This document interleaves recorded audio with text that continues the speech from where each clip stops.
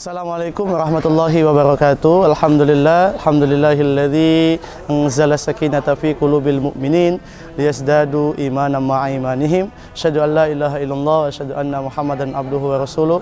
Allahumma shalli ala Muhammad wa ala ali Muhammad. Amma ba'du. Alhamdulillah, hari ini telah terlaksana kegiatan bakti sosial kita SDIT Al-Furqan Palembang, tepatnya tanggal 18 Maret 2025.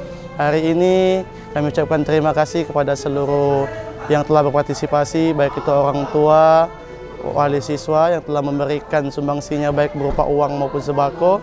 Yang hari ini tepat terakhir terkumpul uang sebesar Rp89.209.000 dengan banyak Rp89.209.000 dengan sembako terkumpul menjadi parcel 21 parcel, dan uang yang 89 juta tadi kita menjadikan paket sembako sebanyak 350 paket sembako dan plus amplop 350 paket amplopnya juga.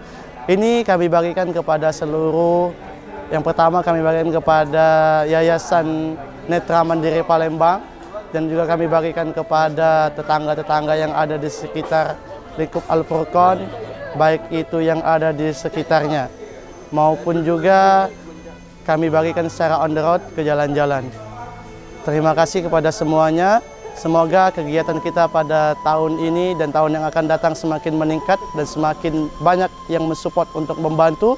Akhir kalam, assalamualaikum warahmatullahi wabarakatuh.